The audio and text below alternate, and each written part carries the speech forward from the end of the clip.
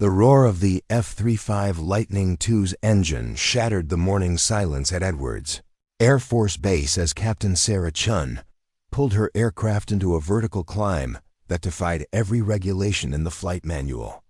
Below her, the assembled crowd of Air Force brass, defense contractors, and international observers watched in stunned silence as she executed a maneuver that wasn't supposed to be possible. What they didn't know was that the woman piloting that $30 million aircraft had been rejected from the Air Force Academy not once, but 3 times, dismissed as unsuitable for military aviation by the same institution that was now witnessing her rewrite the laws of physics. Before we jump back in, tell us where you're tuning in from, and if this story touches you, make sure you're subscribed, because tomorrow I've saved something extra special for you.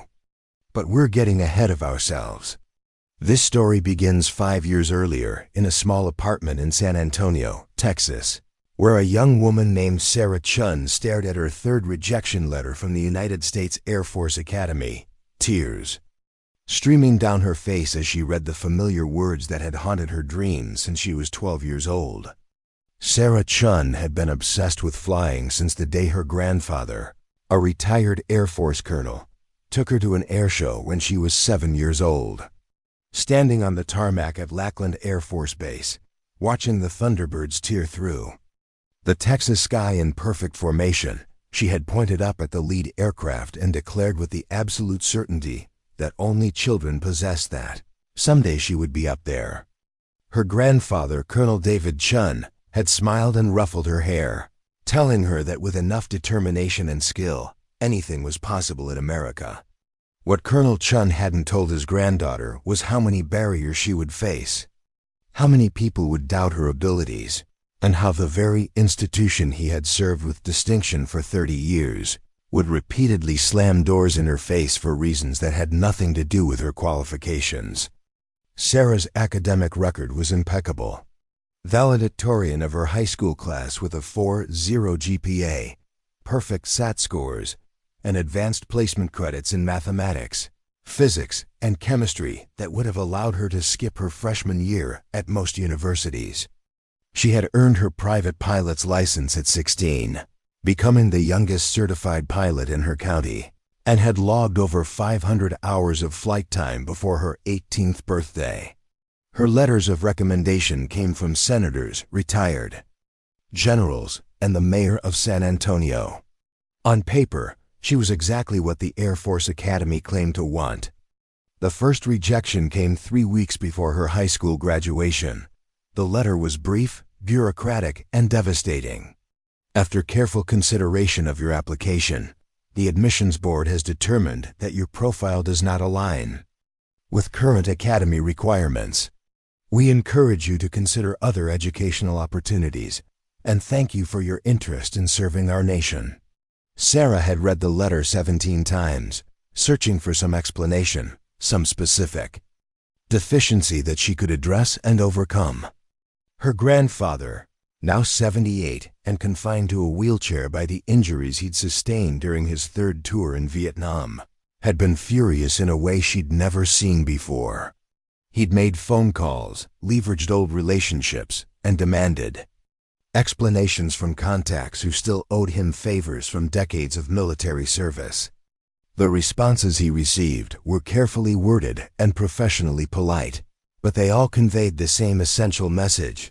Sarah Chen was not what the Academy was looking for, and no amount of political pressure would change that assessment. When pressed for specifics, officials cited holistic evaluation criteria and institutional fit factors that were impossible to quantify or challenge. Undeterred, Sarah had spent her gap year accumulating even more impressive credentials. She enrolled in advanced aeronautical engineering courses at the University of Texas, earned her instrument rating and commercial pilot's license, and volunteered with the Civil Air Patrol, where she quickly rose to the rank of cadet captain. She also spent 3 months volunteering at a veterans hospital, working with injured servicemen and women who shared stories about their military careers and the importance of dedicated officers. Her second application was even stronger than her first.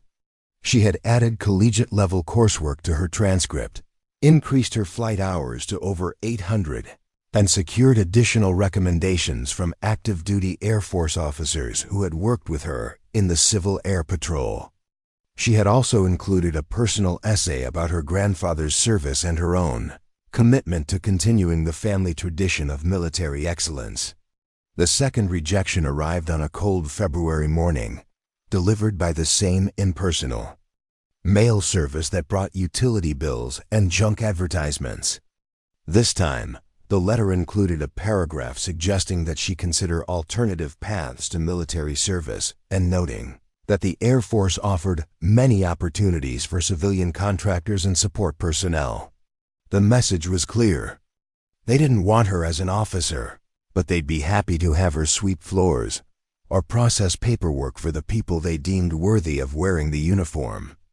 Sarah's mother, Dr. Lisa Chen, a pediatric surgeon at San Antonio Children's Hospital, had watched her daughter's dreams being systematically destroyed and finally intervened with the practical wisdom that had made her one of the most respected physicians in Texas. "Maybe it's time to consider other options," she had said gently, sitting beside Sarah on their back porch as they watched the sunset paint the sky in shades of orange and gold. "You could become a commercial pilot or go to MIT and study aerospace engineering. There are other ways to work with aircraft that don't require jumping through the Academy's hoops." But Sarah couldn't let go. The Air Force Academy wasn't just a school to her. It was the gateway to becoming the fighter pilot she'd dreamed of being since childhood. Commercial aviation meant flying passengers from Dallas to Denver on predictable routes at predictable altitudes. Aerospace engineering meant designing aircraft for other people to fly. Neither option offered the challenge, the precision, or the purpose that drew her to military aviation. Against her family's advice and her own growing doubts, Sarah applied. A third time. This application represented 2 years of additional preparation, during which she had completed her bachelor's degree in aeronautical engineering with highest honors, accumulated over 1,200 flight hours, including time in complex aircraft and emergency situations, and earned certifications in advanced navigation and weather systems that most commercial pilots never achieved. She had also documented every aspect of her preparation with obsessive detail, creating a portfolio that included flight logs, academic transcripts, performance evaluations, and video evidence of her piloting skills that would have impressed professional test pilots. If they rejected her again, it would not be because she lacked qualifications.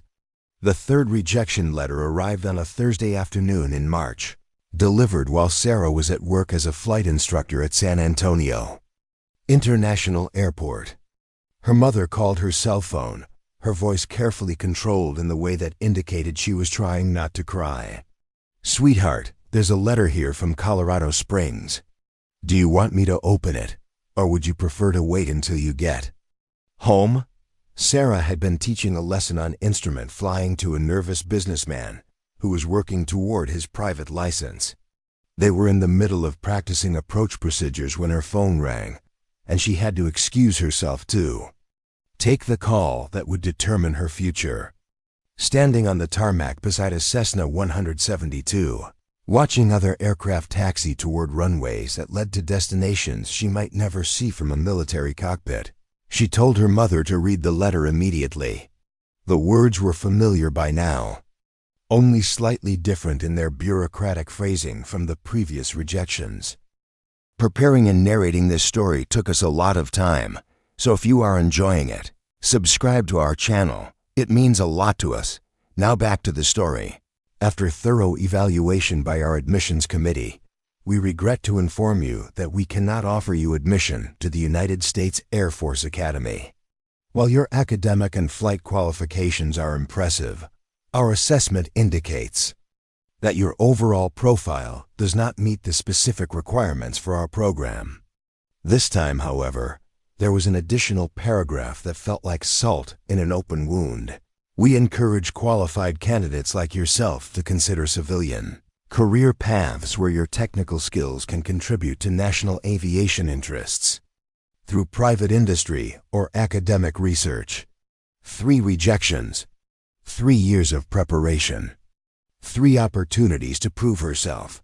And 3 bureaucratic dismissals that offered no meaningful explanation for why someone with her qualifications was considered unsuitable for military service. Sarah ended the call with her mother and stood alone on the tarmac, watching aircraft take off and land, feeling like her dreams were disappearing into the Texas sky. Her flight student, Mr. Rodriguez, approached cautiously after waiting several minutes for her to return to the aircraft. "Everything okay, instructor?" he asked, using the formal title that always made Sarah smile because it acknowledged her expertise despite her young age. "Everything's fine," she lied, forcing herself to focus on the lesson that would help someone else achieve their aviation goals, even as her own seemed permanently out of reach. "Let's work on those instrument approaches. The weather's perfect for practice." But as they climbed back into the Cessna and taxied toward the runway, Sarah made a decision that would change everything. She was done begging for permission from an institution that clearly didn't want her. If the Air Force Academy wouldn't train her to be a military pilot, she would find another way to prove that their assessment was catastrophically wrong. That evening, Sarah sat in her grandfather's study, surrounded by the medals, photographs, and memorabilia of a distinguished military career that spanned 3 decades and 2 wars. Colonel Chen had been a fighter pilot in Vietnam, flying F-4 Phantoms on missions that had earned him the Distinguished Flying Cross and the respect of every pilot who served with him. The walls of his study were covered with pictures of aircraft, squadron patches, and formal portraits that documented his rise through the ranks from lieutenant to colonel. "Grandfather," Sarah said, settling into the leather chair beside his wheelchair, "I need to ask you something, and I need you to be completely honest with me." Colonel Chen looked up from the aviation magazine he'd been reading, his eyes still sharp despite his age and physical limitations. "You want to know if I think the Academy rejections have anything to do with your gender or your ethnicity?" It wasn't a question, and Sarah realized that her grandfather had been thinking about the same possibilities that had been haunting her own thoughts for months. The Air Force Academy student body was still predominantly white and male, despite decades of efforts to increase diversity. While they had never explicitly stated discriminatory reasons for her rejections, the pattern was difficult to ignore. "The official reasons they've given don't make sense," Sarah continued. "My qualifications exceed those of cadets who were accepted. My test scores are higher, my flight experience is more extensive, and my physical fitness meets all their standards. So either there's something fundamentally wrong with my application that nobody will tell me about, or there are other factors involved." Colonel Chen was quiet for several minutes, staring at a photograph on his desk that showed him standing beside an F-4 Phantom at Da Nang Air Base in 1971. Finally, he spoke with the careful precision that characterized everything he said about military matters.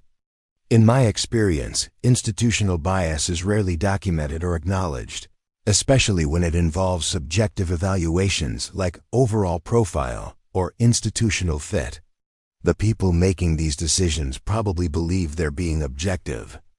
But unconscious prejudices can influence judgments in ways that are impossible to prove or challenge." He turned his wheelchair to face her directly, his expression serious but encouraging.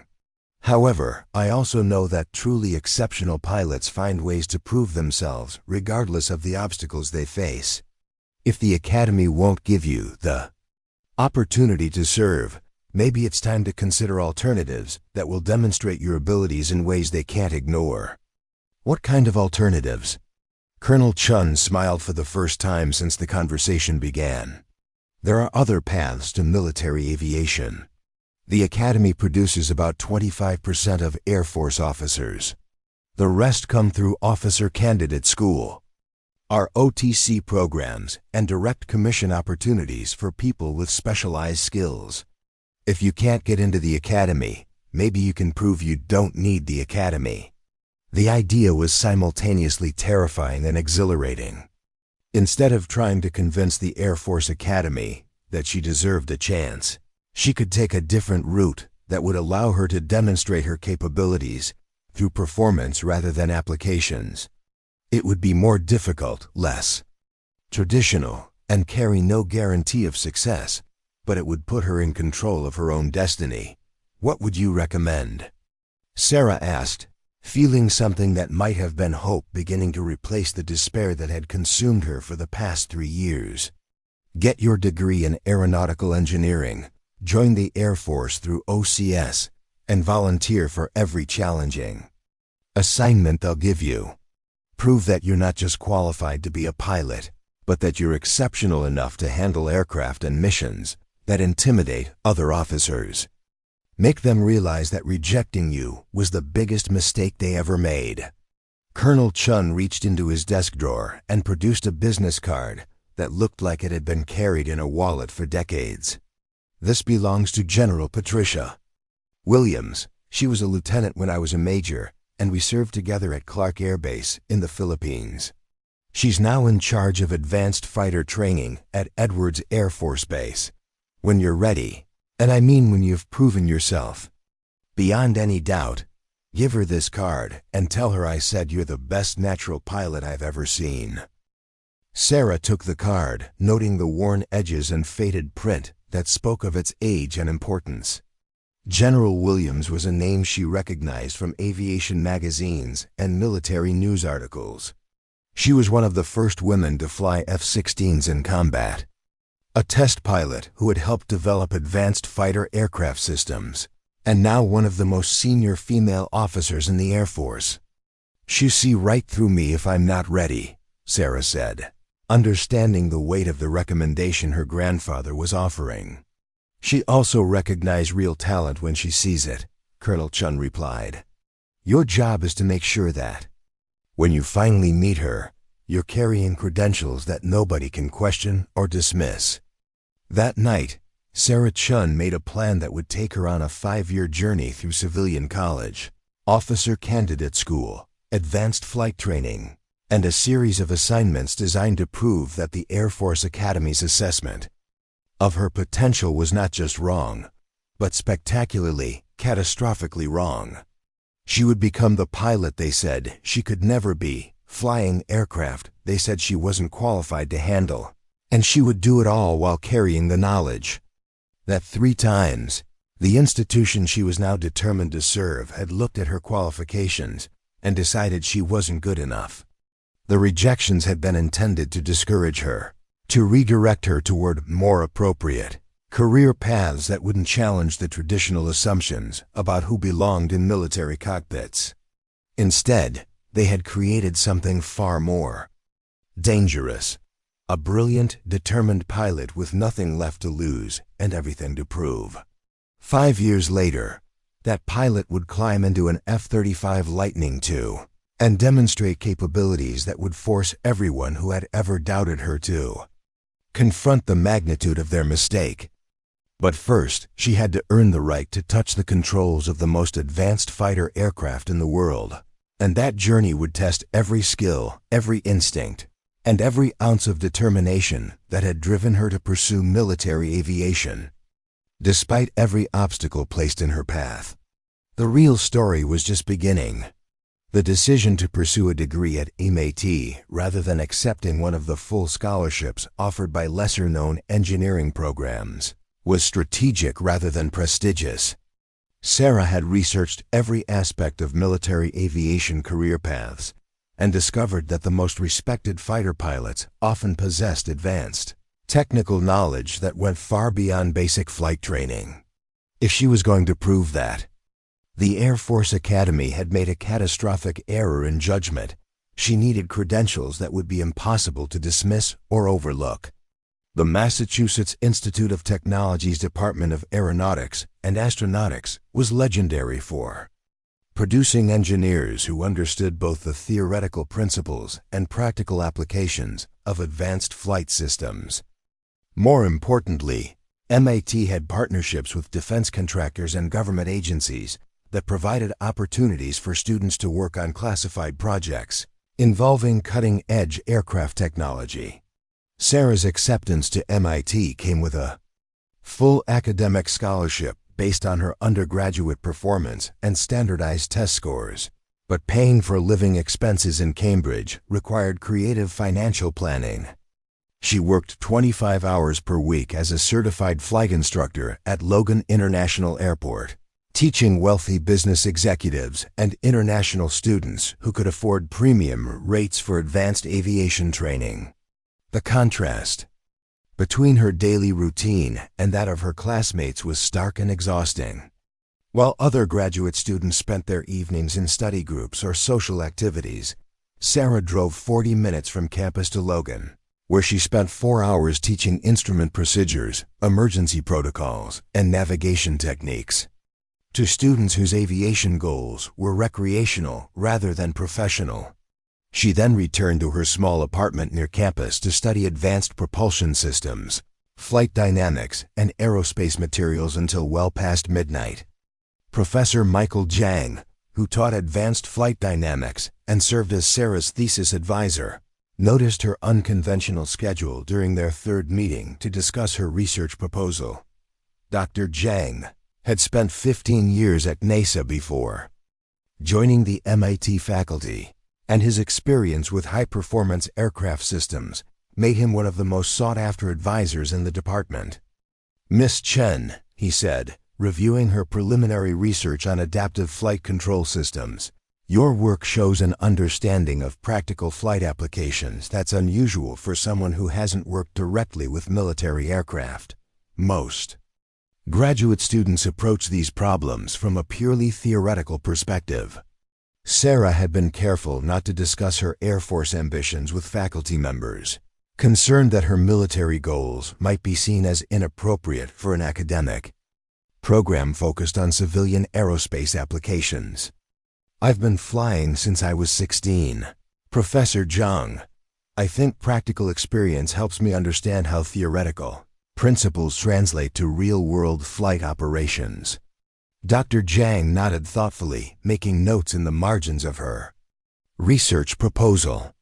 "Your thesis topic involves developing adaptive control algorithms for high-performance aircraft operating under extreme conditions.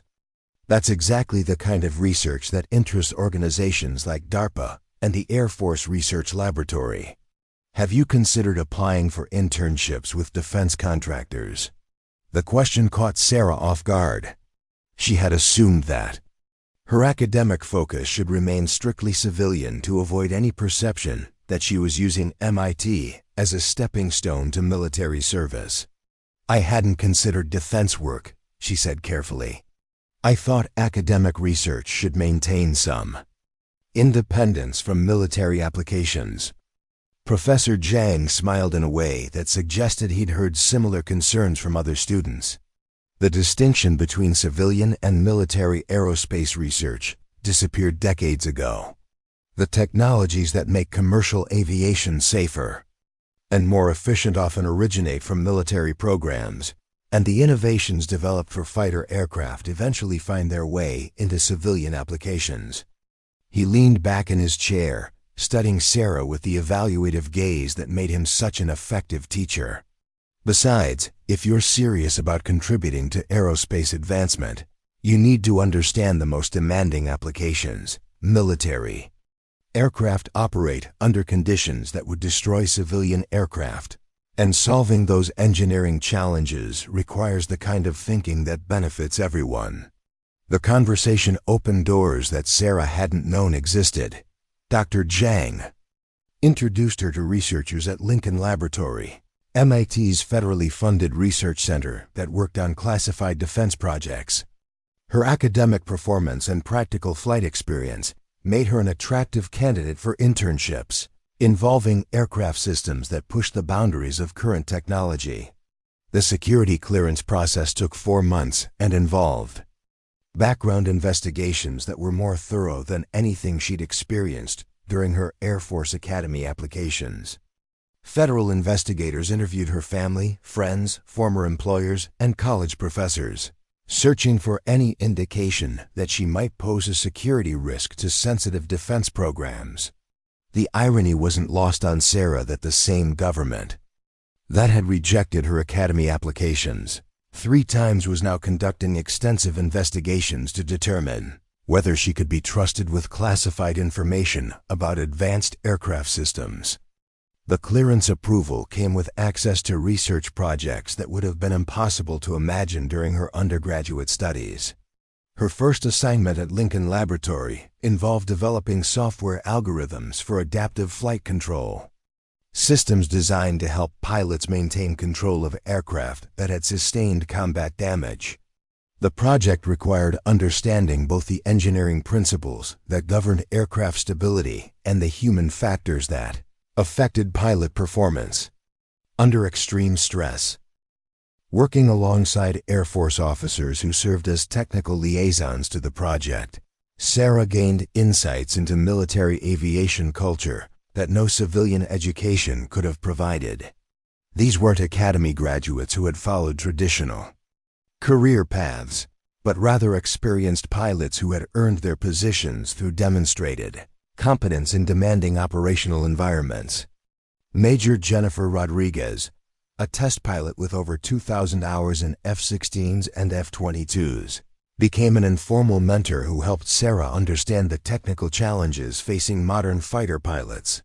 Major Rodriguez had graduated from officer candidate school after completing a degree in electrical engineering at UC Berkeley, following a path similar to the one Sarah was considering.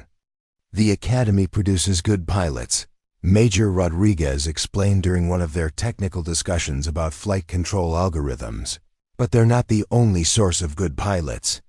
Some of the best fighter pilots I know came through OCS or ROTC programs because they brought skills and perspectives that academy training doesn't provide. The validation was exactly what Sarah needed to hear, but Major Rodriguez wasn't finished with her assessment. The question isn't whether you can become a military pilot without academy training. The question is whether you have the specific combination of technical knowledge, situational awareness, and decision-making ability that fighter aviation requires. Over the following months, Major Rodriguez observed Sarah's work on the Adaptive Control Project and gradually began sharing insights about the realities of military flight operations that weren't available in textbooks or technical manuals. She described the physical and mental demands of flying high-performance aircraft in combat conditions, the split-second decision-making required during air-to-air engagements, and the teamwork necessary for complex mission execution. Fighter pilots aren't just individual performers, Major Rodriguez explained. They're part of integrated systems that include ground controllers, maintenance crews, intelligence analysts, and other pilots. The best pilots understand that their technical skills are only valuable when combined with the ability to work effectively within those larger systems. Sarah's graduate research began incorporating human factors analysis alongside the technical development of adaptive flight control algorithms. She studied pilot performance under stress, decision-making patterns during emergency situations, and the communication protocols that enabled effective teamwork in high-pressure environments. Her thesis project evolved into a comprehensive analysis of pilot aircraft integration that attracted attention from senior researchers at both MIT and Lincoln Laboratory. The work demonstrated not only advanced technical knowledge but also an understanding of operational requirements that impressed military officers who reviewed her research. Dr. Zhang encouraged Sarah to present her findings at the American Institute of Aeronautics and Astronautics annual conference, where her research would be evaluated by aerospace professionals from across the industry. The opportunity to present at a major professional conference was prestigious for any graduate student, but for Sarah, it represented a chance to demonstrate capabilities that might eventually reach Air Force personnel who had influence over pilot selection and training programs. Preparing for the conference presentation required distilling 18 months of complex research into a 20-minute briefing that would be accessible to audiences with varying levels of technical background. Sarah practiced her presentation dozens of times, refining her explanations and anticipating questions from experts who understood aircraft systems better than most university professors. The conference was held in San Diego, providing Sarah with her first opportunity to see Navy and Marine Corps' aviation operations at nearby Miramar Air Base. The proximity to active military flight operations added context to her research that couldn't be gained from academic study alone. Her presentation was scheduled for the second day of the conference, in a session focused on advanced flight control technologies. The audience included aerospace engineers from major defense contractors, military officers involved in aircraft development programs, and university researchers working on related projects. Standing at the podium in front of 200 aerospace professionals, Sarah felt the same nervous energy that had accompanied her most challenging flight lessons. The difference was that this time, her performance would be evaluated by people who understood the complexities of military aviation from perspective she was still working to achieve.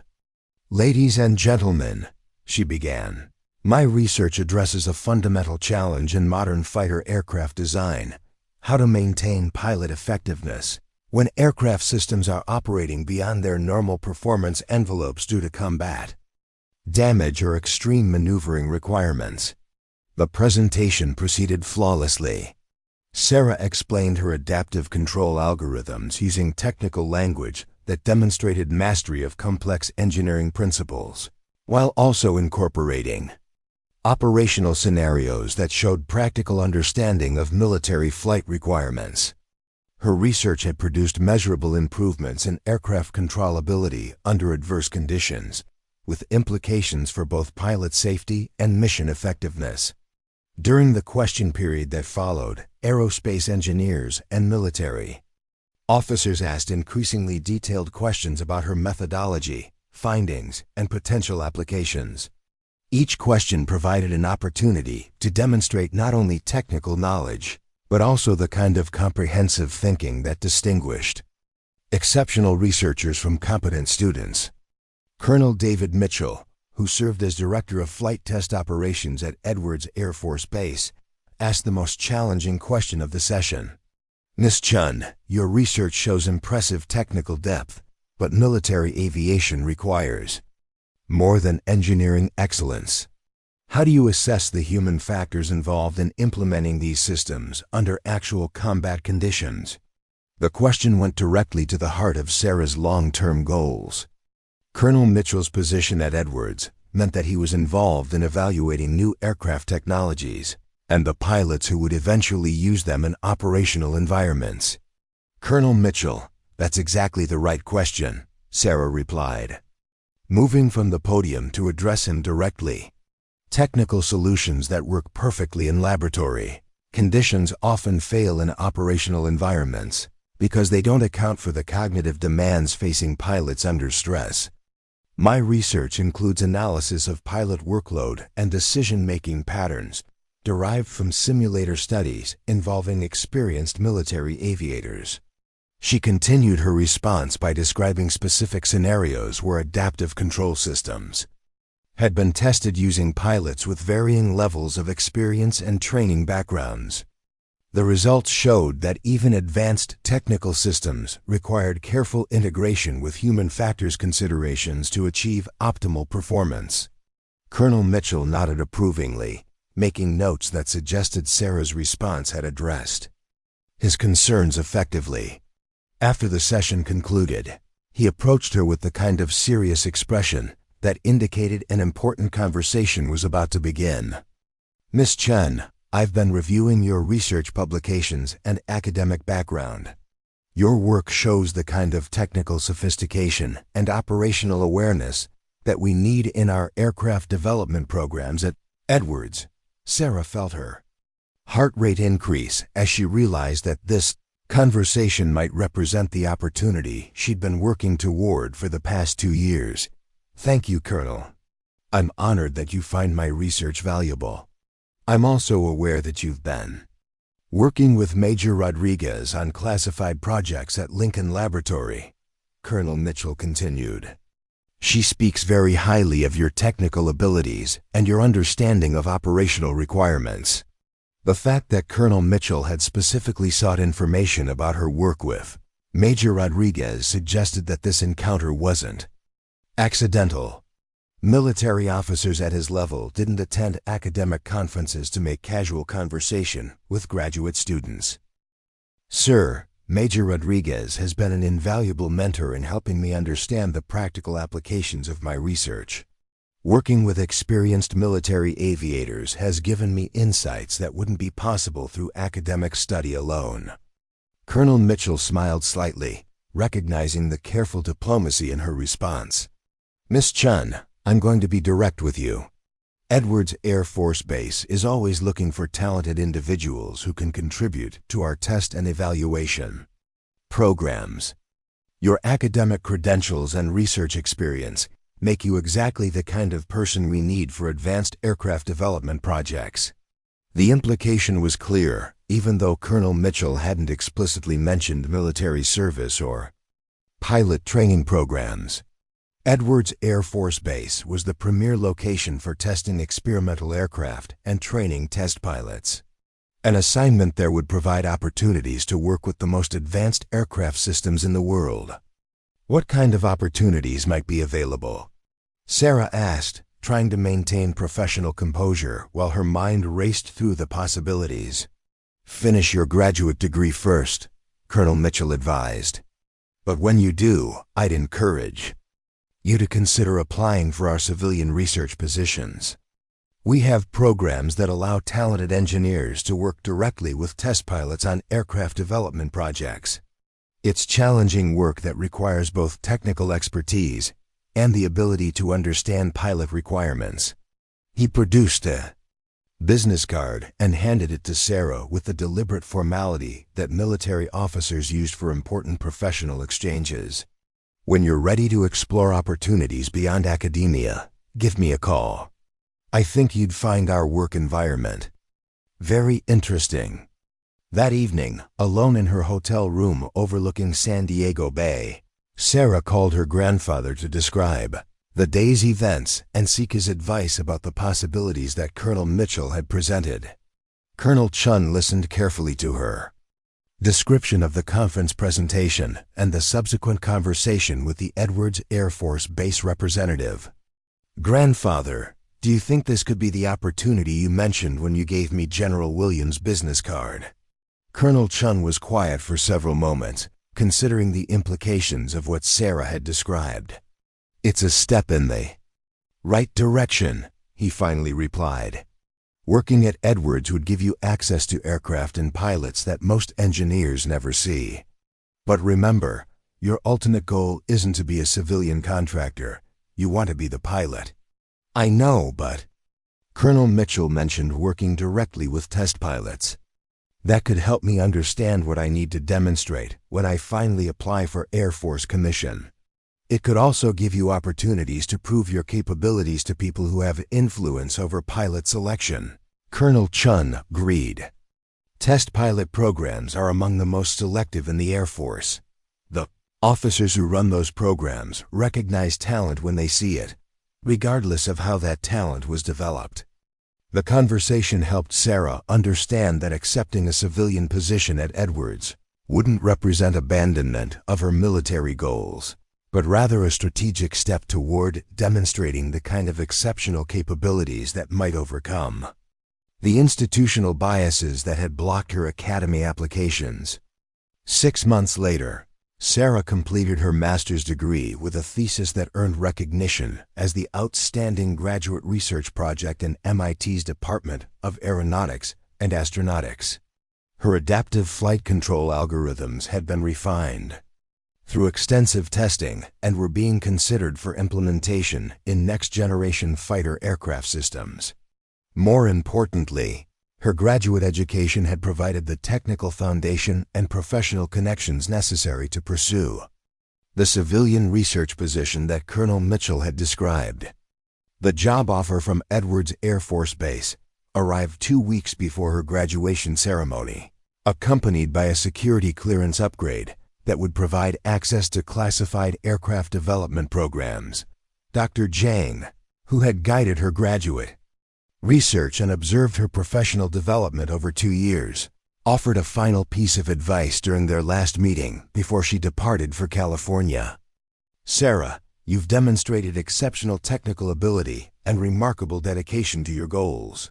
Whatever you choose to do next, remember that the most important qualification for any challenging position is the confidence to believe you deserve to be there." The advice resonated with Sarah as she prepared to leave MIT and begin the next phase of her journey toward proving that the Air Force Academy's assessment of her potential had been not just wrong, but catastrophically, spectacularly wrong.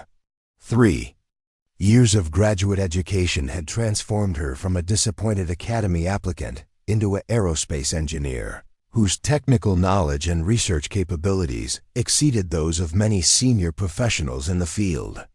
But technical knowledge alone wouldn't be sufficient to achieve her ultimate goal of becoming a fighter pilot. At Edwards Air Force Base, she would need to demonstrate not only engineering expertise, but also the kind of operational understanding, situational awareness, and leadership potential that distinguished exceptional pilots from competent technicians. The real test was about to begin, and Sarah Chen was finally ready to prove that talent, determination, and relentless preparation could overcome any institutional barrier placed in her path. The drive from Boston to Edwards Air Force Base took 4 days and carried Sarah across a continent that represented both her personal journey and the geographic distance between academic theory and operational reality. Each mile westward brought her closer to the flight test operations, where the most advanced aircraft in the world were evaluated by pilots whose skills represented the pinnacle of military aviation. Her new position as a senior research engineer in the Flight Test Engineering division came with a security clearance level that provided access to classified aircraft development programs involving technologies that wouldn't be declassified for decades. More importantly, it placed her in daily contact with test pilots whose experience and expertise would provide the insights necessary to understand what separated competent aviators from exceptional ones. The Edwards Air Force Base that Sarah encountered in August was a sprawling complex of runways, hangars, and research facilities that stretched across the Mojave Desert, like a small city dedicated entirely to the advancement of aerospace technology. The main runway extended for nearly 4 miles, designed to accommodate experimental aircraft that might require unusual landing characteristics or emergency procedures. Her first day began with an orientation briefing conducted by Colonel Patricia Barnes, the Deputy Director of the Flight Test Engineering Division. Colonel Barnes was a former test pilot who had flown over 40 different aircraft types during her 20-year career, including several experimental programs that had never been publicly acknowledged. "Miss Chen," Colonel Barnes said, reviewing Sarah's academic credentials and research background, "your technical qualifications are impressive, but working in flight test operations requires understanding that goes beyond engineering theory. You'll be supporting pilots who are evaluating aircraft systems under conditions that can't be replicated in simulators or computer models." The orientation continued with tours of flight test facilities that housed aircraft Sarah had only seen in photographs and technical publications. The hangars contained F-22 Raptors undergoing systems upgrades. F-35 Lightning I is being evaluated for new mission capabilities, an experimental aircraft that represented technological advances still years away from operational deployment. Your primary assignment will be supporting the F-35 Lightning II evaluation program, Colonel Barnes explained as they walked through Hangar 7, where 3 different variants of the aircraft were being prepared for test flights. "We're conducting advanced maneuverability assessments that will determine the aircraft's capabilities in air-to-air combat scenarios. Sarah had studied F-35 specifications during her graduate research, but seeing the aircraft in person provided a completely different appreciation for the engineering complexity involved in its design. The Lightning II represented the convergence of stealth technology, advanced sensors, and unprecedented computing power in a platform that was designed to outperform any existing fighter aircraft. The pilots conducting these evaluations are among the most experienced in the Air Force, Colonel Barnes continued. They're evaluating not just the aircraft's technical performance, but also its operational effectiveness in scenarios that replicate the most demanding combat conditions. The introduction to her new colleagues revealed that Sarah would be working with a team of engineers and pilots whose credentials exceeded anything she had encountered in academic settings. The Flight Test Engineering Division attracted personnel who combined advanced technical knowledge with operational experience in ways that were impossible to achieve through conventional career paths. Major Lisa Thompson, who served as the primary test pilot for F-35 maneuverability evaluations, had accumulated over 3,000 hours in various fighter aircraft and held advanced degrees in both aeronautical engineering and military strategy. Her combination of technical expertise and operational experience made her one of the most respected test pilots in the Air Force. "Sarah," Major Thompson said during their first technical discussion, "your research on adaptive flight control systems directly relates to some of the challenges we're addressing with F-35 evaluations. The aircraft's flight control computers are incredibly sophisticated, but understanding how they interact with pilot inputs under extreme conditions requires both engineering analysis and practical flight experience." The conversation revealed that Sarah's graduate research had practical applications that she hadn't fully appreciated during her academic studies. The adaptive control algorithms she had developed at MIT were designed to address exactly the kind of pilot aircraft integration challenges that test pilots encountered when evaluating new aircraft systems. Over the following weeks, Sarah's responsibilities expanded from supporting existing test programs to developing new evaluation methodologies that incorporated her research findings. Her work required analyzing flight test data, consulting with pilots about aircraft performance characteristics, and recommending modifications to test procedures based on engineering principles. The collaboration with experienced test pilots provided insights into military aviation that couldn't be gained through any other means. These weren't textbook discussions about theoretical flight dynamics, but rather practical conversations about aircraft behavior under conditions that challenged both technical systems and pilot capabilities.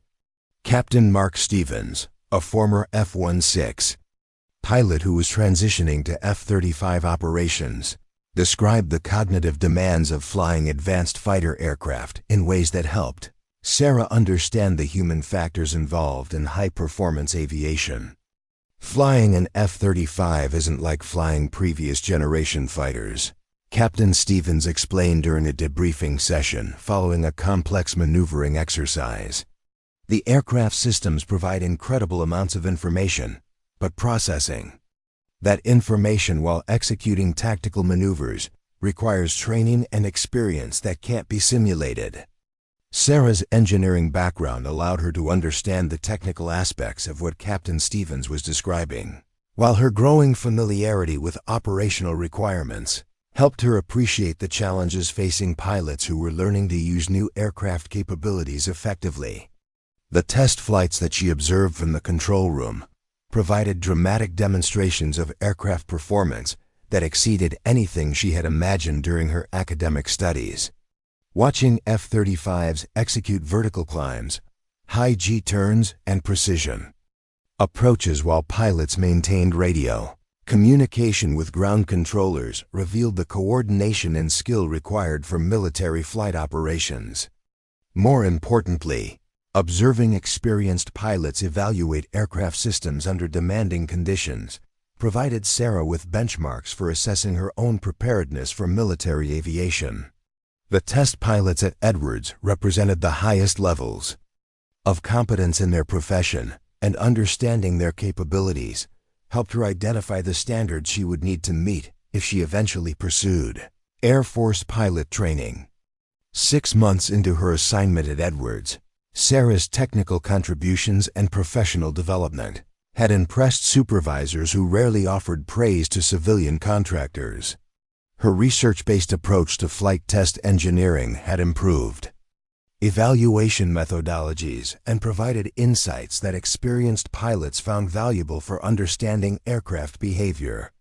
Colonel Barnes, who had initially been skeptical about hiring a recent graduate for such a demanding position, acknowledged Sarah's contributions during a quarterly performance review that would influence her future opportunities at the base. "Miss Chen, your work has exceeded our expectations in several important areas. Your technical analysis has improved our understanding of F-35 flight characteristics, and your collaboration with our test pilots has been exceptionally productive." The performance review continued with specific examples of Sarah's contributions to ongoing test programs, including modifications to evaluation procedures that had resulted in more comprehensive data collection and improved safety protocols for experimental flights. "I'm also aware that you've been pursuing additional flight training during your off-duty hours," Colonel Barnes added, consulting notes that indicated she had been monitoring Sarah's activities more closely than expected. Sarah had indeed been using her weekends and vacation time to accumulate additional flight hours in high-performance civilian aircraft, working toward advanced certifications that would demonstrate capabilities beyond those required for her engineering position. The flight training was expensive and exhausting, but necessary for maintaining the piloting skills that might eventually be evaluated during Air Force pilot selection processes. "Yes, ma'am. I believe that understanding flight operations from a pilot's perspective makes me more effective in my engineering role." Colonel Barnes nodded approvingly, recognizing the diplomatic way that Sarah had avoided mentioning her military aviation goals while acknowledging her broader professional interests. "Your approach is smart," Colonel Barnes said. "The best." Flight test engineers understand both the technical and operational aspects of aircraft evaluation. "Have you considered applying for military commission?" The question was direct and unexpected, coming from someone whose position required her to evaluate both civilian contractors and military personnel based on their contributions to flight test operations. "I've considered military service," Sarah replied carefully, "but I wanted to establish my technical credentials first.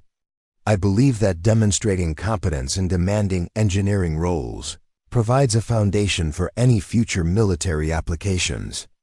The conversation that followed revealed that Colonel Barnes had been observing Sarah's performance with an eye toward identifying her potential for military service. As a senior officer involved in pilot training and evaluation programs, Colonel Barnes had both the authority and the motivation to recognize talent that might contribute to Air Force operational capabilities. "Sarah, I'm going to be frank with you. Your technical abilities and professional development over the past 6 months suggest that you have the potential for advanced military service. Have you ever considered test pilot training?" The mention of test pilot training represented possibilities that Sarah had barely dared to consider during her most optimistic moments. Test pilots were among the most elite aviators in the Air Force, selected from experienced fighter pilots who had demonstrated exceptional skills and leadership potential.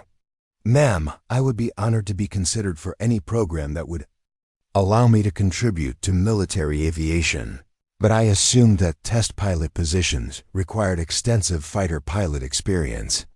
"They do," Colonel Barnes confirmed, "but they also require technical knowledge and analytical abilities that many experienced pilots don't possess. The combination of advanced engineering education and practical flight experience is exactly what we need for next-generation test pilot programs." The conversation concluded with Colonel Barnes encouraging Sarah to consider applying for Air Force Officer Candidate School, with the understanding that exceptional performance during pilot training might lead to opportunities for advanced assignments, including test pilot programs. The path isn't guaranteed, Colonel Barnes warned, but your background and demonstrated capabilities suggest that you have potential for the kind of military service that few people can achieve. That evening, Sarah called her grandfather to describe the conversation with Colonel Barnes and seek his advice about the decision that would determine her future career path. Colonel Chen listened carefully to her description of the opportunities and challenges involved in pursuing military commission at this stage of her professional development. Granddaughter, it sounds like your preparation has created exactly the kind of opportunities we hoped for when you left MAT. The question now is whether you're ready to commit to military service with all the uncertainties that entails. What do you mean by uncertainties? I mean that once you begin military training, your career path will be determined by institutional needs rather than personal preferences. You might become a fighter pilot, or you might be assigned to transport, aircraft, training positions, or staff roles that don't involve flying at all. The sobering reminder helped Sarah understand that pursuing military commission would require accepting risks that didn't exist in civilian careers. Her current position at Edwards provided interesting work, competitive compensation, and professional autonomy that military service might not offer. On the other hand, Colonel Chen continued, you didn't spend 5 years preparing for civilian employment. You've been working toward military aviation since you were rejected by the academy, and now you have an opportunity to prove that their assessment was wrong. The decision ultimately came down to whether Sarah was willing to risk the security and satisfaction of her current position for the uncertain possibility of achieving her original goal of becoming a military pilot. 3 weeks later, she submitted her application for Air Force Officer Candidate School, beginning the process that would either validate 5 years of preparation or demonstrate that some dreams are too ambitious to achieve, regardless of dedication and effort. The application package included academic transcripts, professional references, flight training records, and a personal statement that summarized her qualifications and commitment to military service. Unlike her academy applications, which had been submitted by a high school student with limited real-world experience, this application represented the credentials of someone who had proven herself in demanding professional environments. More importantly, this application would be evaluated by people who understood both her technical capabilities and her potential for military service, rather than admissions officers who might be influenced by subjective factors unrelated to professional qualifications. Colonel Barnes provided a letter of recommendation that carried the weight of someone whose opinions were respected throughout the Air Force pilot training community. Major Thompson and Captain Stevens offered additional endorsements based on their direct observation of Sarah's technical contributions and professional development. The application process itself was notably different from her academy experiences. Instead of form letters and bureaucratic delays, Sarah received prompt acknowledgments, specific timelines for evaluation phases, and direct communication from officers who were involved in the selection process. Officer Candidate School represented a 12-week program designed to transform civilian professionals into military officers through intensive training in leadership, military customs, and the fundamental knowledge required for Air Force service. Unlike Academy cadets who spent 4 years developing military skills, OCS candidates had to demonstrate rapid adaptation to military culture while maintaining the professional competencies that had qualified them for officer positions. The selection process included medical examinations, psychological evaluations, leadership assessments, and interviews with senior officers who would determine whether Sarah possessed the personal characteristics necessary for military service and the potential for advanced assignments that required exceptional capabilities.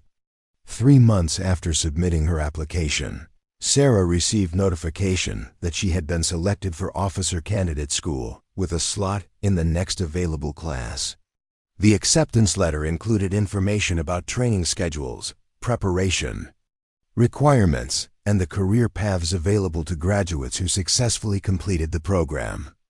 More significantly, the letter included a notation indicating that her application had been endorsed for advanced training opportunities based on her technical background and professional experience. While the notation didn't guarantee pilot training, it suggested that her preparations had created possibilities for the kind of military service that might eventually lead to the aircraft and assignments she had been working toward.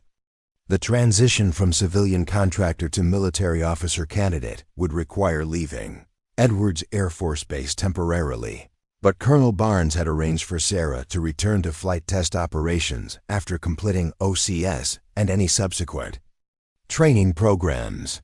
Your position here will be waiting when you finish your military training, Colonel Barnes assured her during their final meeting before she departed for officer candidate school. We need officers who understand both engineering principles and operational requirements, and your experience has prepared you for exactly that kind of contribution. The endorsement from someone whose opinion carried significant weight throughout the Air Force pilot training community provided confidence that Sarah's unconventional path toward military aviation was leading toward opportunities that might have been impossible to achieve through traditional academy training. As she prepared to leave Edwards Air Force Base for officer candidate school, Sarah reflected on the journey that had brought her from rejected academy applicant to aerospace engineer to military officer candidate. Each phase had required different skills and provided different insights, but all had contributed to preparing her for the challenges that lay ahead. The real test of her preparation was about to begin, and Sarah Chen was finally ready to prove that determination, technical excellence, and relentless focus could overcome any institutional barrier between her and the fighter aircraft she had been dreaming of flying since childhood. Officer candidate school would determine whether 5 years of preparation had been sufficient to transform her from rejected applicant into the kind of officer the Air Force needed for its most demanding assignments. The answer would determine everything. Officer candidate school at Maxwell Air Force Base in Alabama was unlike anything Sarah had experienced during her academic or professional career. The 12-week program was designed to strip away civilian habits and rebuild candidates as military officers through intensive training that tested physical endurance, mental resilience, and leadership potential under extreme pressure. Sarah's fellow candidates represented diverse backgrounds and career paths, but most were recent college graduates with limited professional experience. Her combination of advanced technical education and civilian work at Edwards Air Force Base made her an anomaly among candidates who were struggling to adapt to military discipline and expectations. The daily routine began at 0500 hours with physical training that pushed candidates to their limits through running, calisthenics, and obstacle courses designed to build both fitness and mental toughness. Academic classes covered military history, leadership principles, Air Force customs, and the legal and ethical frameworks that governed military service. Technical officer instructor Captain James Walsh recognized Sarah's unusual background during their first leadership evaluation exercise and approached her with questions that went beyond standard OCS curriculum. Candidate Chen, your file indicates extensive experience with advanced aircraft systems. That's not typical for OCS candidates. What's your long-term goal for Air Force service? The question required careful consideration. Sarah's ultimate objective remained fighter pilot training, but openly discussing those ambitions might be seen as presumptuous for someone who hadn't yet proven herself in basic military training. Sarah, I hope to contribute to Air Force missions that utilize my technical background and flight experience. I'm interested in any assignment that would allow me to support operational effectiveness. Captain Walsh nodded approvingly, recognizing The diplomatic way Sarah had expressed ambitious goals without appearing entitled to specific assignments. Your academic credentials and civilian experience suggest potential for advanced training programs. Pilot training slots are highly competitive, but candidates with your background sometimes receive consideration for specialized tracks. The conversation revealed that Sarah's preparation had been noticed by instructors, who were responsible for identifying candidates with potential for demanding military assignments.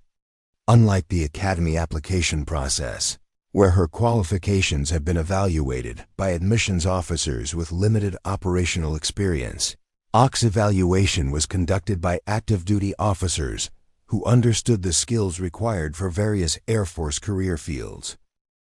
The leadership exercises that comprised a major component of OCS training provided opportunities for Sarah to demonstrate capabilities that went beyond academic achievement or technical knowledge. These scenarios required candidates to make decisions under pressure, coordinate team activities, and accept responsibility for outcomes that affected other people. During a particularly challenging exercise involving simulated emergency response, Sarah found herself leading a team of 8 candidates through a complex scenario that required technical problem solving, resource management, and clear communication. Under time pressure. The exercise was designed to identify candidates who could function effectively in leadership roles, despite stress and uncertainty. Candidate Chen, the evaluating instructor, announced, "Your team's performance during this exercise demonstrates the kind of decision-making and coordination that we need in operational environments. Your technical background helped you understand the problem, but your leadership approach enabled your team to execute an effective solution." The positive evaluation was encouraging, but Sarah understood that OCS success was only the first step toward achieving her military aviation goals. Pilot training slots were awarded based on a combination of factors including OCS performance, academic background, physical fitness, and the needs of the Air Force at the time of graduation. The selection process for pilot training began during the 8th week of OCS, when candidates who had demonstrated exceptional performance were invited to interview for advanced training programs. Sarah's academic record, technical experience, and OCS evaluations qualified her for consideration, but the interview process would determine whether she possessed the personal characteristics that the Air Force sought in pilot candidates. Interview panel included 3 senior officers whose combined experience encompassed fighter operations, training command, and personnel evaluation. Colonel Michael Rodriguez, who served as the primary interviewer, had flown F-16s in combat and was currently responsible for pilot training program oversight. "Ms. Chen, your background is unusual for a pilot candidate. Most applicants come directly from undergraduate programs or have limited technical experience. Why do you believe that your aerospace engineering background would make you an effective military pilot?" The question went to the heart of what distinguished Sarah from typical pilot candidates and required her to articulate how her unconventional preparation would contribute to military aviation effectiveness. "Sir, my engineering background has taught me to understand aircraft systems at a level that helps me anticipate how they'll behave under various conditions. My civilian flight experience has given me practical skills in aircraft handling and emergency procedures. Most importantly, my work with test pilots at Edwards has shown me the kind of systematic thinking and attention to detail that distinguishes exceptional aviators from competent ones." Colonel Rodriguez continued the interview with increasingly specific questions about aircraft systems, flight procedures, and hypothetical scenarios that would test Sarah's technical knowledge and decision-making ability. Each question provided an opportunity to demonstrate both academic learning and practical understanding gained through her work in flight test operations. Candidate Chen, describe how you would handle an engine failure during takeoff in a single-engine aircraft. The question tested not only technical knowledge, but also the ability to communicate complex procedures clearly under pressure. Sarah's Response incorporated proper emergency procedures, risk assessment, and decision-making factors that showed comprehensive understanding of both technical and safety considerations. The interview concluded with questions about her long-term military goals and commitment to Air Force service that required honest discussion of her motivations and expectations. Ms. Chen, pilot training is demanding and competitive. Many qualified candidates don't complete the program successfully. If you were not selected for pilot training, or if you didn't complete it successfully, would you be satisfied with other Air Force career paths? The question addressed concerns about candidates who joined the Air Force solely to pursue pilot training and might be unwilling to serve effectively in other roles if their aviation goals weren't achieved. Sir, I joined the Air Force to serve my country and contribute to national defense. While I hope to serve as a pilot, I would be honored to contribute in any capacity that utilizes my skills and supports Air Force missions. The response demonstrated the kind of service commitment that military leaders sought in officer candidates, while acknowledging her preference for aviation assignments without appearing inflexible about alternative career paths.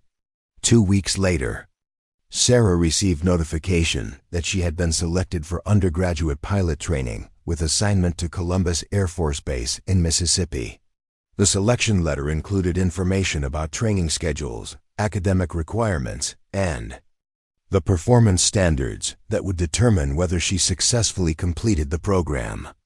More significantly, the letter included an endorsement for fighter track consideration based on her technical background and demonstrated capabilities during OCS evaluation. While the endorsement didn't guarantee fighter aircraft assignment, it indicated that her preparation had positioned her for consideration for the most competitive pilot training tracks. Graduation from Officer Candidate School took place on a humid September morning in Alabama, with families and friends attending ceremonies that marked the transformation of civilian professionals into military officers.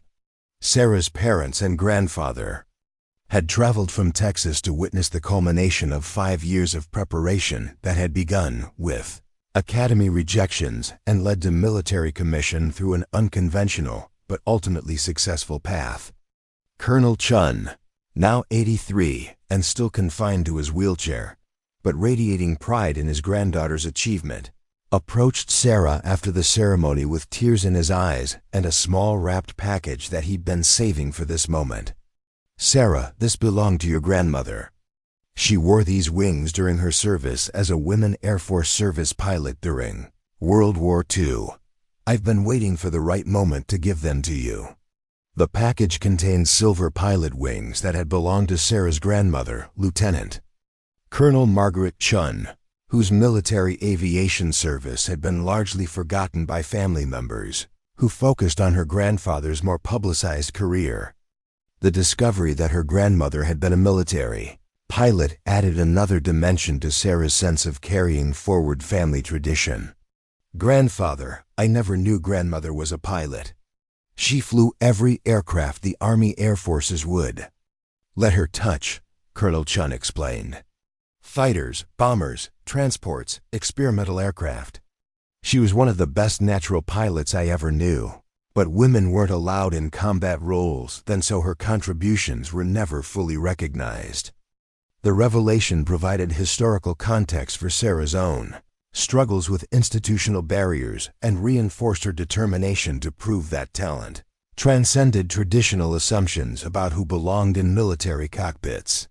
Undergraduate pilot training at Columbus Air Force Base began with 6 weeks of academic instruction covering aerodynamics, aircraft systems, weather, navigation, and federal aviation regulations.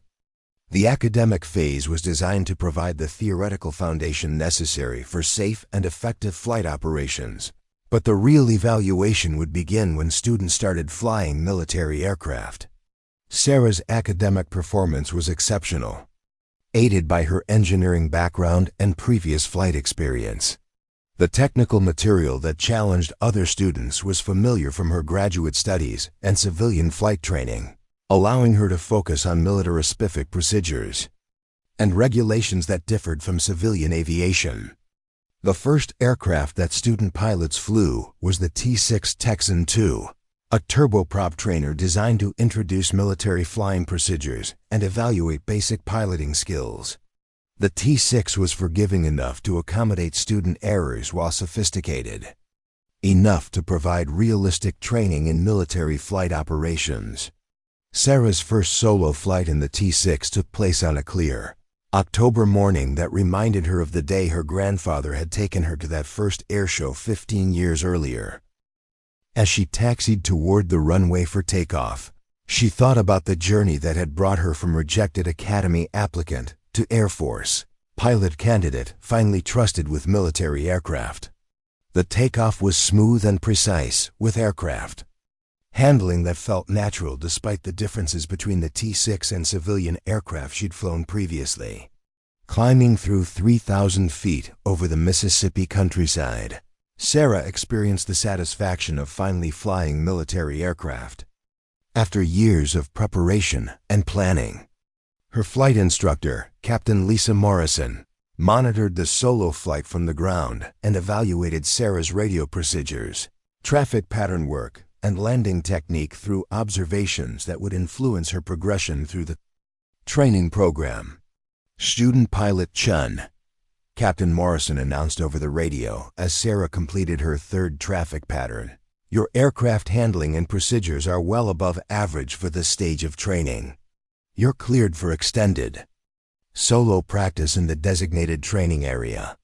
The evaluation was encouraging, but Sarah understood that T-6 performance was only the beginning of a training program that would become increasingly demanding as students progressed to more complex aircraft and advanced flying procedures.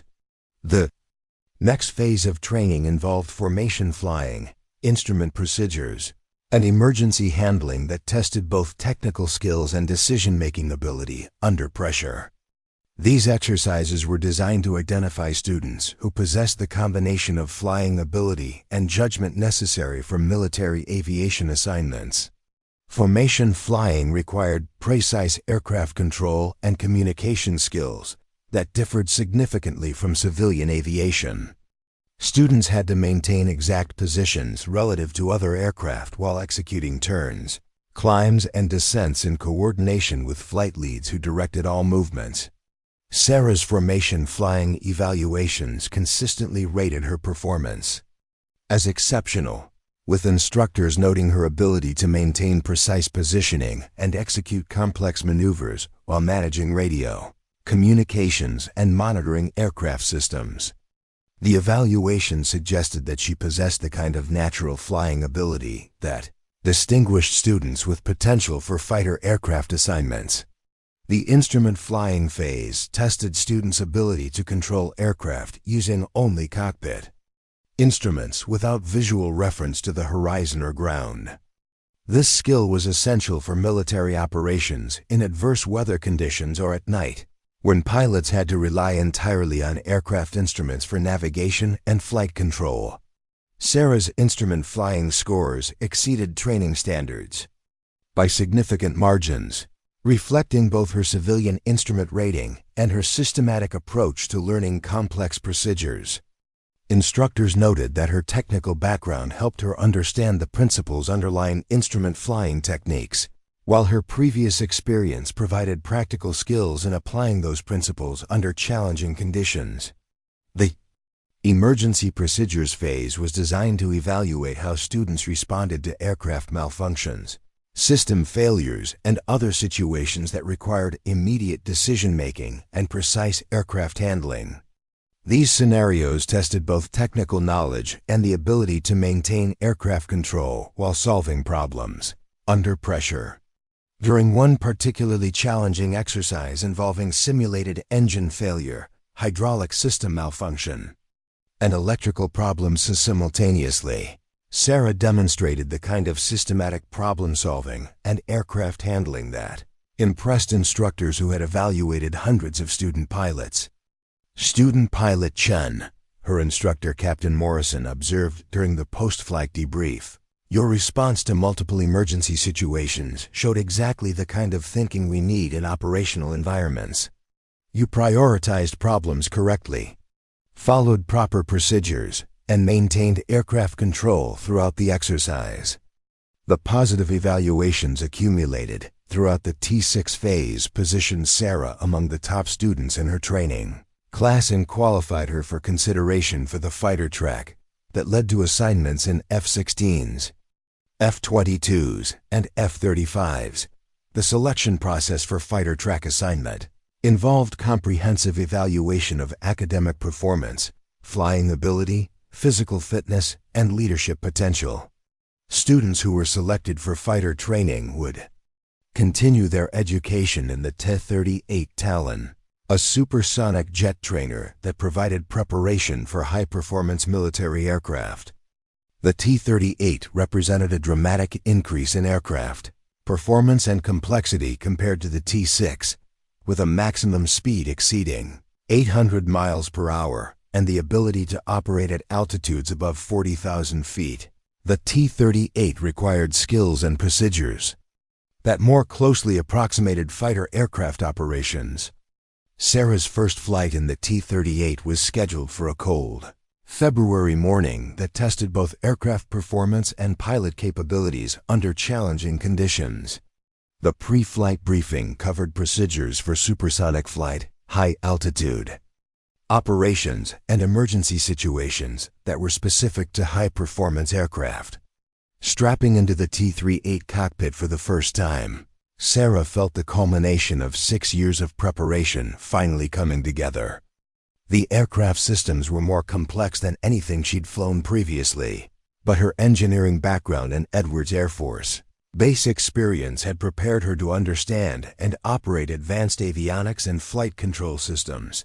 The takeoff acceleration was unlike anything she'd experienced in civilian or training aircraft.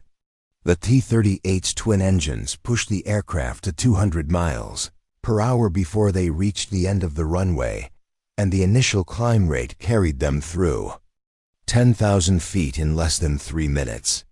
Student pilot Chen, her instructor, announced through the intercom system, "You're cleared to explore the aircraft's performance envelope. Let's see how you handle supersonic flight." The transition through the sound barrier was smooth and controlled, with Sarah maintaining precise aircraft control as the T-38 accelerated past Mach 1.2 at 35,000 feet. The experience of supersonic flight in a military aircraft represented the realization of dreams that had sustained her through years of rejection and preparation. Her T-38 training progressed rapidly through increasingly complex exercises including air-to-air intercepts, formation flying at high speeds, and advanced navigation procedures that prepared students for operational fighter missions. Each phase provided opportunities to demonstrate the kind of exceptional performance that would qualify her for assignment to frontline fighter aircraft. The culminating exercise of T-38 training involved a simulated combat mission that required students to demonstrate proficiency in all aspects of fighter aircraft operations. The mission included low-level navigation, air-to-air intercepts, formation, tactics, and precision approaches under simulated combat conditions. Sarah's performance during the culminating exercise earned recognition as the outstanding student pilot in her training class, with evaluations that recommended her for immediate assignment to F-35 Lightning II training at Lackland Air Force Base in Arizona. The assignment to F-35 training represented achievement of goals that had seemed impossible 6 years earlier when she received her third Academy rejection letter. The F-35 Lightning II was the most advanced fighter aircraft in the world, incorporating stealth technology, advanced sensors, and unprecedented computing power in a platform that represented the future of air combat operations. Lackland Air Force Base in Arizona was the primary training location for F-35 pilots, with facilities and instructors that prepared aviators for operational assignments in aircraft that cost over $30 million each. The training program was designed for experienced pilots who had already demonstrated exceptional capabilities in previous aircraft assignments. Sarah's assignment to F-35 training as a recent pilot training graduate was unusual and reflected both her outstanding performance during UPT and the Air Force's recognition that her technical background provided valuable preparation for operating complex aircraft systems. The F-35 training program began with 6 weeks of academic instruction covering aircraft systems, mission planning, and tactical procedures that far exceeded the complexity of any previous military training Sarah had experienced. The aircraft's stealth capabilities, sensor fusion technology, and advanced weapon systems required understanding that integrated multiple technical disciplines. Her first flight in the F-35 Lightning II was scheduled for a clear April morning. That would mark the culmination of 7 years of preparation since her final academy rejection. As she walked toward the aircraft during pre-flight inspection, Sarah thought about her grandfather's advice about proving that academy assessment had been wrong and her grandmother's pioneering service as a military pilot. The F-35 cockpit was unlike any aircraft she'd previously flown, with displays and controls that integrated vast amounts of information through computer systems that processed data faster than human pilots could consciously absorb. Operating the aircraft effectively required not just flying skills, but also the ability to manage information flows and make tactical decisions based on sensor inputs that provided unprecedented situational awareness. The first takeoff in the F-35 was smooth and powerful, with the aircraft's single engine providing thrust comparable to the 2 engines of previous generation fighters. The initial climb demonstrated performance characteristics that exceeded everything Sarah had experienced during her civilian and military flight training. Lightning 23, her instructor called over the radio using Sarah's assigned call sign for the training flight. You're cleared to explore basic aircraft handling. Let's see how you adapt to the F-35's flight characteristics. The aircraft responded to control inputs with precision that reflected advanced flight control computers and aerodynamic design that optimized performance across a wide range of flight conditions. Sarah's engineering background helped her understand the relationship between pilot inputs and aircraft responses, while her flight experience provided the intuitive skills necessary for effective aircraft handling. Over the following weeks, F-35 training progressed through increasingly complex exercises that demonstrated the aircraft's unique capabilities and the skills required to employ them effectively. The stealth characteristics required new approaches to tactical flying, while the advanced sensors provided information that had to be processed and acted upon faster than previous aircraft had demanded. Sarah's performance during F-35 training consistently exceeded standards for new pilots, with evaluations that noted her exceptional aircraft handling and systematic approach to learning complex procedures. Her technical background proved invaluable for understanding aircraft systems, while her civilian and military flight experience provided the foundation necessary for adapting to advanced flight operations. The demonstration flight that would prove the Air Force Academy's assessment wrong was scheduled for a summer morning at Edwards Air Force Base, where Sarah had worked as a civilian engineer before beginning her military career. The flight was planned as part of an advanced capability demonstration for senior Air Force leadership, defense contractors, and international observers who were evaluating F-35 performance characteristics.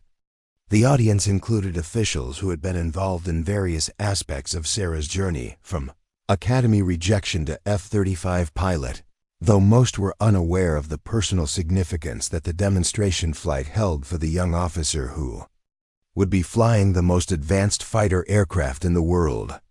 General Patricia Williams, who now served as commander of Air Force Test Center and had received Colonel Chun's business card 7 years earlier, was among the observers who would evaluate the demonstration flight. The presence of someone who had known Sarah's grandfather added personal meaning to a professional event that would showcase capabilities developed through years of preparation. The pre-flight briefing covered a demonstration profile that would display F-35 capabilities including vertical takeoff, supersonic flight, advanced maneuvering, and precision approaches that exceeded the performance envelope of previous generation aircraft. The flight plan was designed to challenge both aircraft systems and pilot skills while providing observers with comprehensive understanding of F-35 capabilities. As Sarah walked toward the F-35 for the demonstration flight, she carried with her the silver pilot wings that had belonged to her grandmother, and the knowledge that 3 generations of her family had served in military aviation despite institutional barriers that had challenged each of them in different ways. The aircraft pre-flight inspection revealed the extraordinary engineering that had produced the most capable fighter aircraft ever developed. Every system reflected technological advances that would have been impossible to imagine when her grandfather was flying F-4 Phantoms in Vietnam, or when her grandmother was testing experimental aircraft during World War II. Strapping into the F-35 cockpit for the demonstration flight, Sarah felt the weight of 7 years of preparation finally reaching its culmination.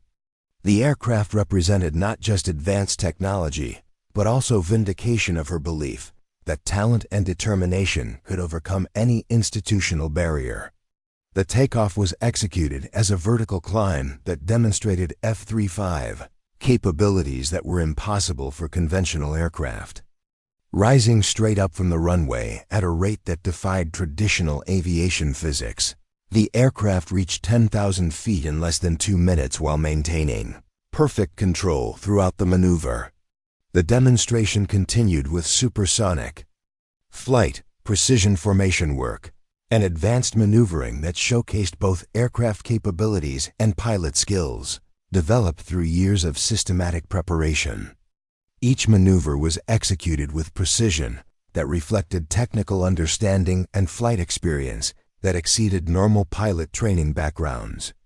The culminating portion of the demonstration involved a series of tactical approaches and landings that displayed F-35 capabilities in scenarios that replicated operational requirements.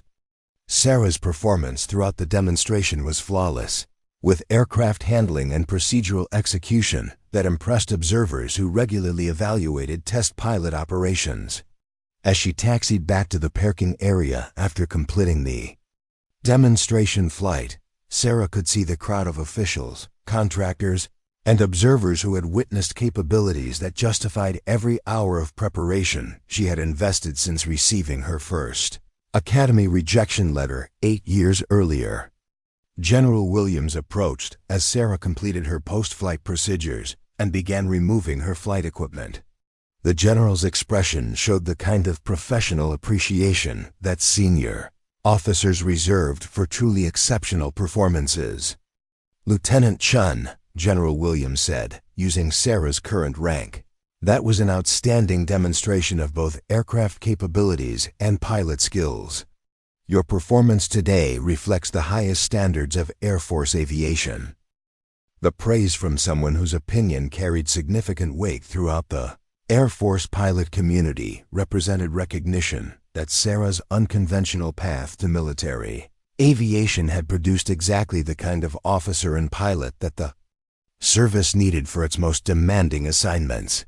"Thank you, General Williams. It's an honor to demonstrate these capabilities for such a distinguished audience.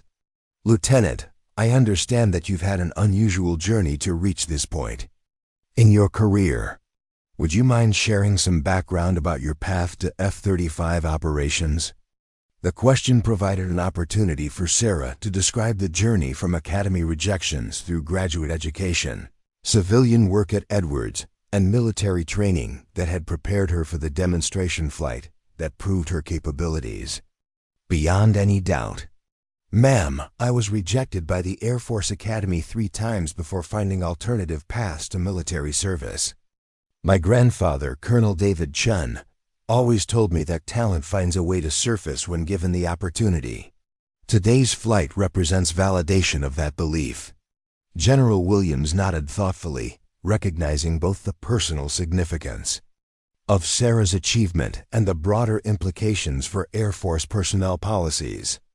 Lieutenant Chen, your story demonstrates that the Air Force needs to continually evaluate whether our selection processes are identifying the best candidates for military service. Your performance today suggests that we may have missed an exceptional officer during your academy applications.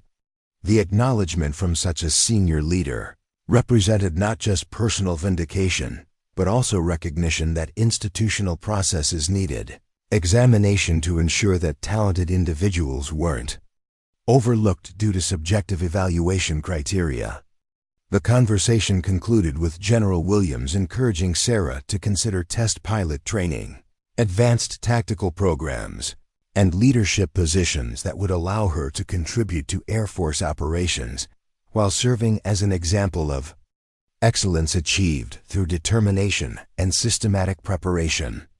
6 months later, Sarah Chen received assignment to the F-35 test pilot program at Edwards Air Force Base, returning to the location where her civilian career had provided the foundation for military success.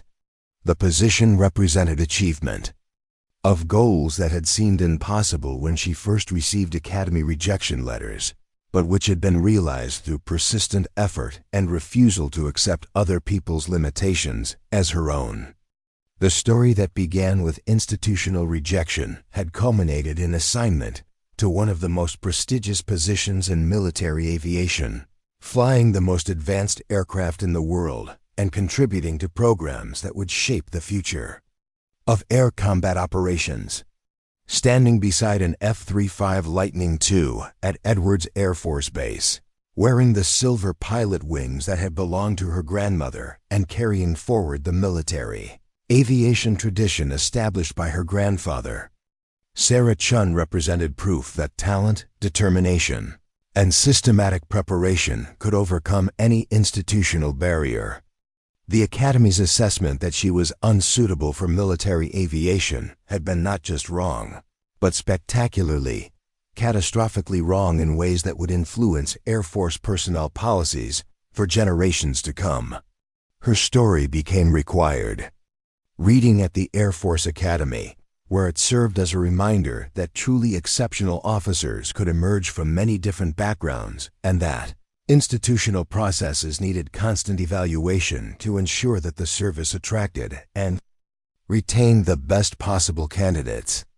The rejected applicant had become the pilot who redefined what was possible in military aviation, proving that sometimes the most important qualifications couldn't be measured by traditional standards. Up next, you've got 2 more standout stories right on your screen. If this one hit the mark, you won't want to pass these up. Just click and check them out.